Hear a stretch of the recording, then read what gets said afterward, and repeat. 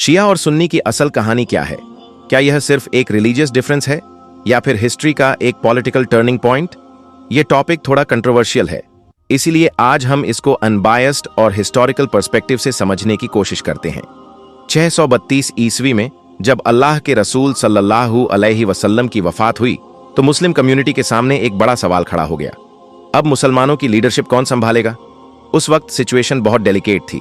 अरब के कई कबीले इस्लाम से वापस जा रहे थे, जिसे हिस्ट्री में रिदा वॉर्स के नाम से जाना जाता है।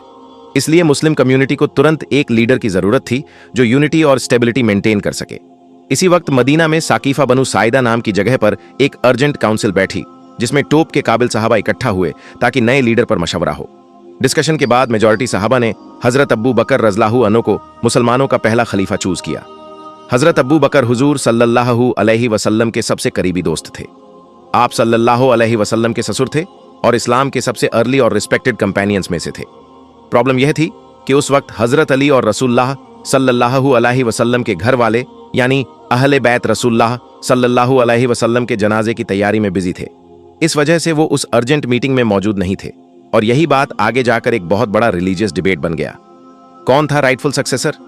सुन्नी मुस्लिम्स का मानना है कि उस वक्त हजरत अबू बकर ही राइटफुल सक्सेसर थे, क्योंकि उन्हें सहाबा की मेजॉरिटी कंसल्टेशन से चूज किया गया। वह रसूलुल्लाह सल्लल्लाहु अलैहि वसल्लम के बेस्ट फ्रेंड थे।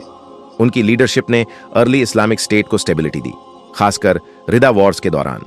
शिया मुस्लिम्स का मानना है कि हजरत अली ही रसूलुल्लाह सल्लल्लाहु अलैहि वसल्लम के बाद राइटफुल लीडर थे, क्योंकि वो रसूलुल्लाह सल्लल्लाहु अलैहि वसल्लम के कजन और दामाद थे। वो अहले बैत का हिस्सा थे। इनका मानना है कि लीडरशिप नबी सल्लल्लाहु अलैहि वसल्लम की ब्लड लाइन में ही रहनी चाहिए।